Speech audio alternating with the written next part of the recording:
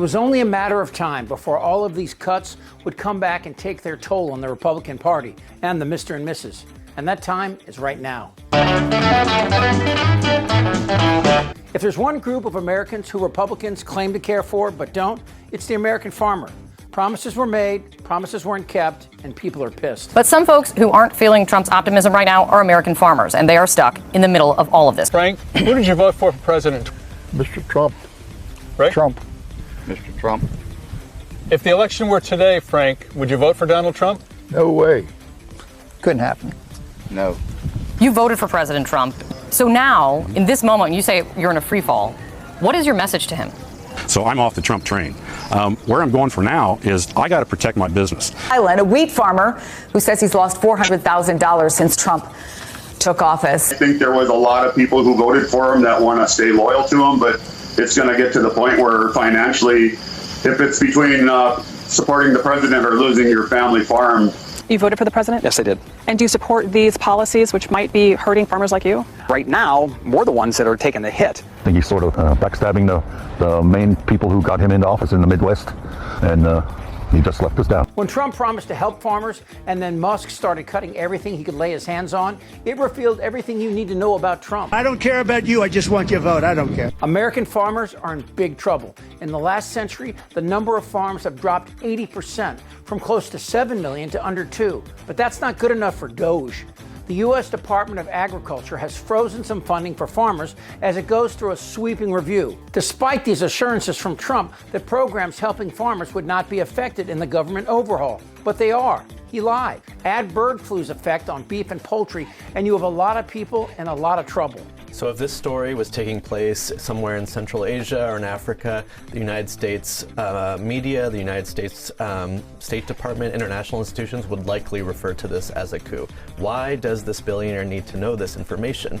The impact of these cuts have been immediate and wide-ranging, from cash assistance for ranchers to fix cattle watering systems to help corn growers wanting to plant cover crops that curb wind erosion. And some of the money that's been frozen is tied to environmental conservation programs that were funded by Biden's signature climate law, the 2022 Inflation Reduction Act, which included about $20 billion for farm programs over 10 years. Right now, it's gone. The White House said its January 27th proposal to freeze federal loans and grants would not affect programs for farmers, but they lied. We are possibly going to lose our farm if NRCS doesn't hold up their contract with us on the EQIP program.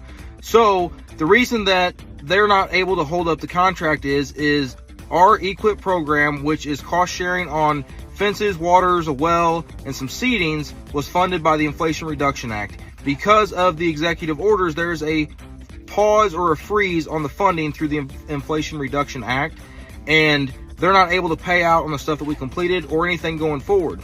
But the issue I have is I've already done a bunch of the work, already paid for the material, already paid for the labor, so I'm out all that cost, and I use my farm operating expenses in order to do those projects, because per contract, I knew that I was going to get cost sharing refunds on the stuff once completed, but now that it's completed, they're saying that they're unable to provide the funds because of the freeze on the Inflation Reduction Act funds. So I reached out to a couple different senators and Congress people. So I reached out to Ann Wagner's office. I have not heard back from them. I reached out to Josh Hawley's office. I have heard back from him, not from him personally, but from his office. And they are looking into it because they said that this should not be happening. But does any of this surprise you, that the guy who bankrupted a casino would FUBAR relief to farmers and cut programs that America's farmers desperately need? And farmers live on the edge of bankruptcy every year, and climate change hasn't helped. We're already feeling the effects of climate change. Intense heat waves, longer fire seasons, droughts and floods. The impacts of a warmer planet are all around us. And as global temperatures continue to rise, we'll experience even more changes to our planet. New NASA research suggests that with high greenhouse gas emissions, we'll see declines in global crop yields for maize, corn, as early as 2030. Shifting rainfall patterns, higher temperatures, and increased atmospheric carbon levels are likely to affect where and how much of staple crops like corn, soybeans, wheat, and rice can be grown.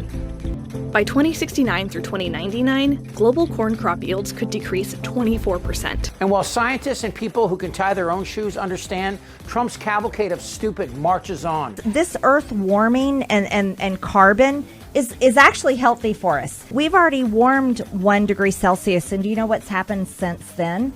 Here, let me tell you. We have had more food grown since then, which feeds people. We are able to, producing fossil fuels keeps people's houses warm in the winter. Look, all I know about farmers is this: it's hard work. Maybe that's why these billionaires have no idea. But the fact that we're screwing them over tells you what a fustercluck this administration is. While they rail against diversity, equity, and inclusion and tear apart USAID, an American 60-year-old Judeo-Christian reach out to the world, MAGA is attacking the men and women who work 18-hour days, 7 days a week. These are the same people Ramaswamy mocked. In this post, Ramaswamy explained why he feels tech companies choose to hire foreign workers over Americans. He boiled it all down to, quote, culture. He wrote in part this: our American culture has venerated mediocrity over excellence for way too long. But the real truth here is American farmers are in big trouble. They're vulnerable, and ignoring their needs is not only dangerous and stupid, but it's anything other than Christian. For more than 70 years, the U.S. government has purchased surplus grains from American farmers and sent them overseas to feed hungry communities from Africa and Asia to South America and Ukraine. The program is called Food for Peace, and in 2022, it provided 4 billion pounds of food to 58 million people. But tonight, all that is in jeopardy after the Trump administration's decision to freeze funding for USAID. Hundreds of millions of dollars and millions of tons of wheat, lentils, and rice are stuck in ports and warehouses across America and around the globe. We're joined now by Kansas farmers Vance and Louise Emke. Their farm produces grain that ultimately makes it overseas. Thank you both so much for your time. Vance, let's start with you. Your wheat farm has been in the family since the 1880s. How does it make you feel to know your grain has gone to help people who so desperately needed it overseas? Well, we do have a humanitarian and moral obligation to help, get food to these food deficient areas. It's also really good for developing goodwill with the United States. But I don't blame Trump entirely. His brain is sociopathically wired to always make it about him. During the LA fires, he thought that anything north of LA would flow down with gravity. He's really that dim. And so even when he's not deliberately hurting farmers, he's hurting farmers with stupid. I just want to explain, when you solve for the wrong problem, not only do you not get the solution, you can cause harm. So Donald Trump has it in his mind that somehow there's a spigot in Northern California. He's going to open a valve and dump water to Southern California. Here are the facts.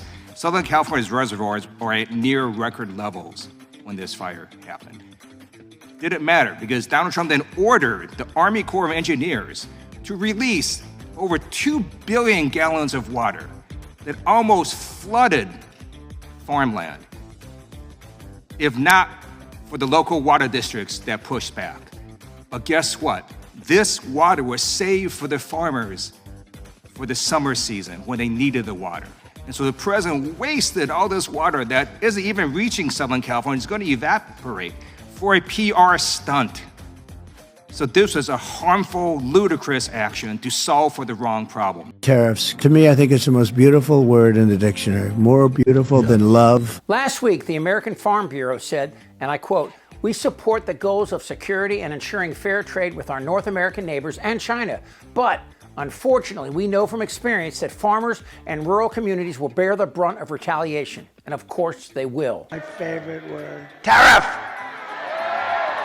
And where I live in California, it's America's undocumented who make it possible. And I find with great irony that Republicans believe they can separate the two and have the kind of America we sing about at baseball games.